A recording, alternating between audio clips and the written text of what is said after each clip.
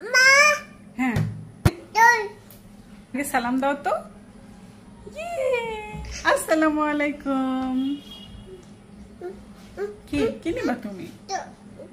কি নিবা? দই। হ্যাঁ, দই দিব। আগে বাটি নিতে হবে না? বাটি কোথায়? ওই যে বাটি। আচ্ছা, আম্মু দিচ্ছে তোমাকে বাটি।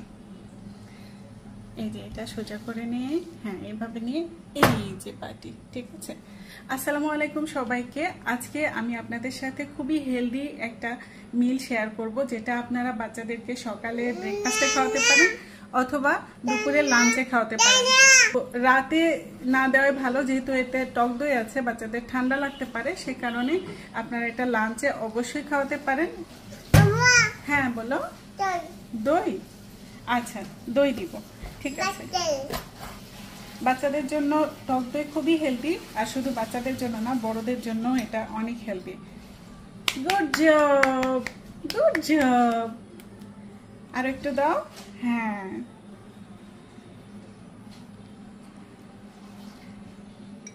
Good job. আর নিবে?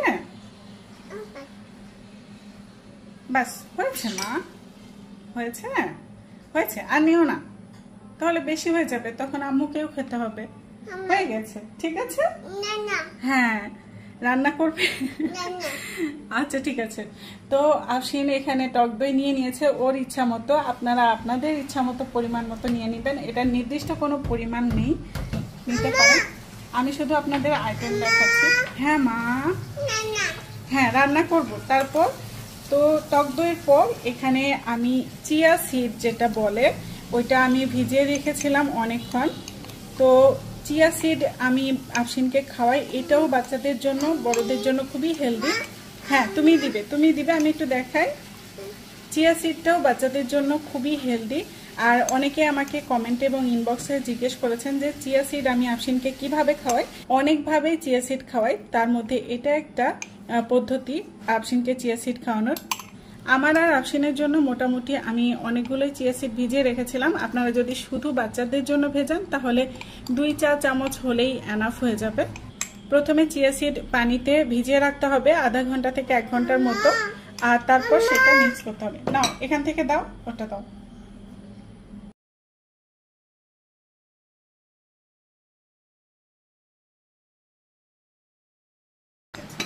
তো আমি এই যে দিয়ে দিলাম, বাস।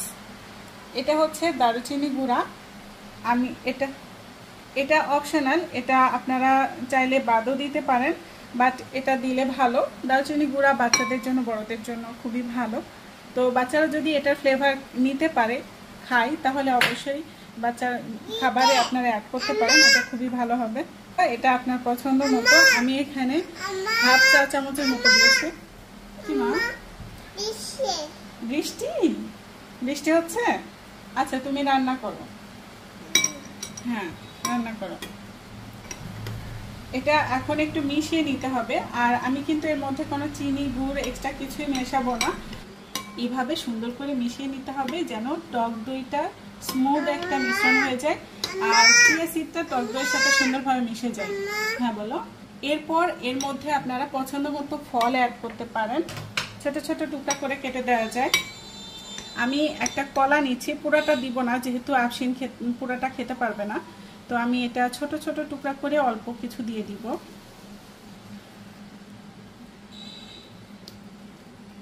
এভাবে ছোট ছোট টুকরা করে দিতে হবে, যেহেতু বাচ্চা খাবে। বড় টুকরা হলে হয়তো বা বেছে ফেলে দিবে, খাবে না। তো হ্যাঁ মা, এটা কি বলো তো? কলা। হ্যাঁ আমি অল্প কিছু দিয়ে দিলাম, কলা। এখন মেশাও।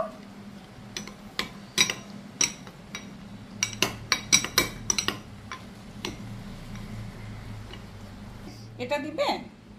এটা হচ্ছে অ্যাপল কেক, আপেল দিয়ে কেক বানিয়েছিলাম। এটা ভেঙে দিতে হবে মা, হাত দিয়ে ভাঙো, ওই হাত দাও। এই যে এইভাবে ভেঙে দিতে হবে। আম্মু কিভাবে দেয় দেখো, এই যে এইভাবে ভেঙে দিয়ে দিতে হবে। আমি 1 স্লাইস কেক দিয়ে দিচ্ছি।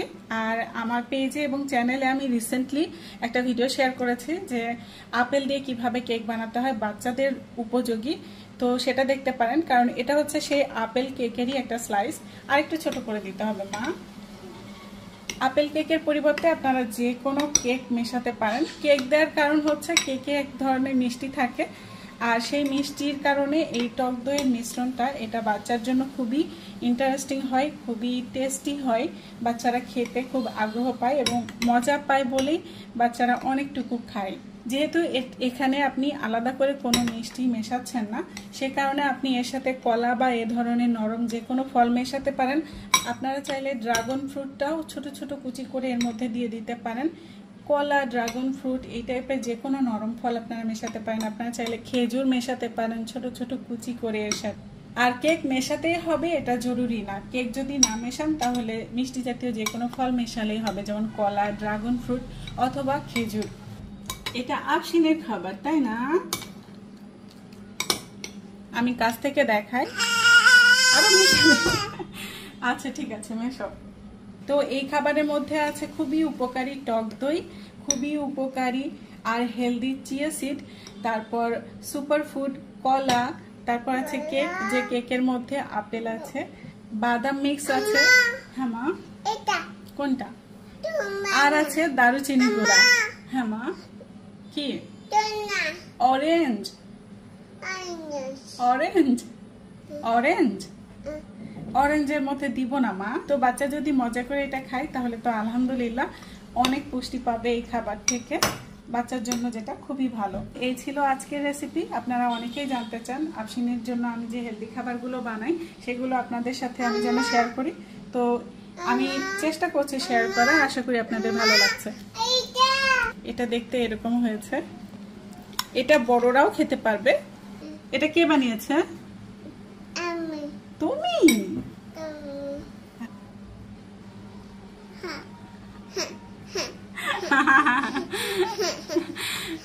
খাও মা, বিসমিল্লাহ।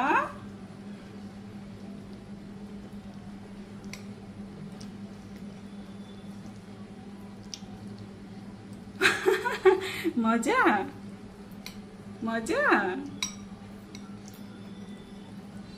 মজা হয়েছে, তাই?